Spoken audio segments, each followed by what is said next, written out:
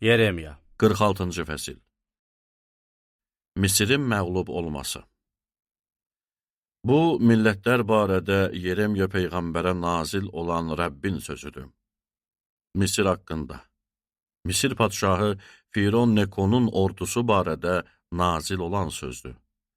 Bu ordu, Fərat çayı sahilində olan Kərkemişdə idi. Yahuda padşahı Yoşiya oğlu Yehoyaqimin padşahlığının 4-cü ilində Babil padşahı Navucodonosor onu məğlub elədi. Qalxan və sipər hazırlayıb döyüşə girin. Atlarınızı yəhərləyin. Ayğırlarınıza minin, ey atlılar. Dəbilqə giyinib sıraya düzülün. Nizələrinizi itiliyib zireh geyinin. Nə üçün mən bunu gördüm? Onlar dəhşətə düşüb geri döndü. Döyüşçüləri məğlub oldu. Tez qaçıb heç geriyə də baxmadı. Hər tərəfdə dəhşət var. Rəbb belə bəyan edir. Bərk qaçan qaça bilməyəcək, güclü qurtula bilməyəcək, şimalda Fərat çayı sahilində büdrüyüb yıxılacaqlar. Nil kimi qalxan, suları sel kimi çalxalanan kimdir? Nil kimi qalxan, suları sel kimi çalxalanan Misirdir. O deyir, qalxıb yer üzünü basacağım, şəhərləri və orada yaşayanları həlak eləyəcəyəm.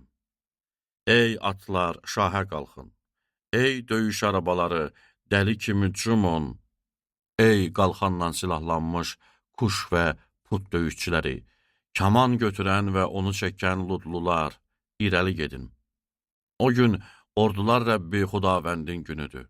Düşmənlərindən qisas alması üçün qisas günüdür.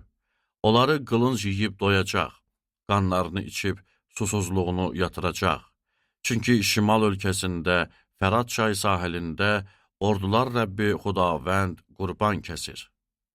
Ey bakirə qıza bənzəyən Misir, Gileyada çıx, məlhəm al. Çoxlu dərman içməyin əbəsdir, sənin dərdinə əlac yoxdur. Millətlər sənin rüsvayçılığını eşitdi, fəryadın yer üzünü bürüdü. Çünki döyüşçü döyüşçünü büdrətdi, ikisi də birdən yıxıldı. Babil padşahı Navucodonosorun gəlib Misir torpağına hücum eləyəcəyi barədə Rəbb Yeremiya Peyğəmbərə bu sözləri nazil elədi. Misirdə bildirin, Miqdolda eşitdirin, Nofta və Taxpanxesdə elan eləyib deyin. Qalx və hazırlaş. Çünki ətrafında olanları qılınc yiyib qutardı. Cəngavərlərin nə üçün yerə yıxıldı, dayana bilmədi. Çünki Rəbb onu yerə vurdu.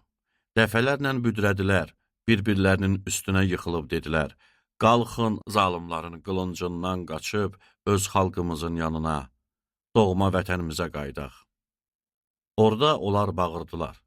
Misir padşahı Firon boşboğazdır, o fürsəti əldən verdi. Adı ordular Rəbbi olan padşah bəyan edir. Varlığıma and olsun ki, Tavor və dəniz sahilindəki Karmel dağları, dağlar arasında necə nəzərə çarparsa, gələn şəxs də elə olacaq. Ey Misirdə yaşayan, sürgünə getmək üçün əşyalarını hazırla. Çünki Nov viran olub yanacaq, içində bir sakin qalmayacaq. Misir çox gözəl bir düyədir, ancaq şimaldan üstünə mozalan gəlir.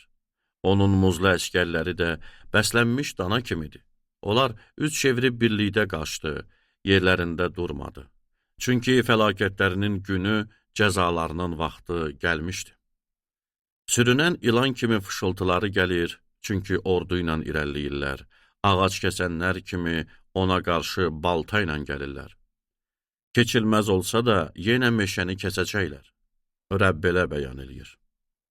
Çünki onlar çəyitqələrdən çoxdur, hesaba gəlməzlər. Misir utandırılacaq, şimal xalqına təslim ediləcək.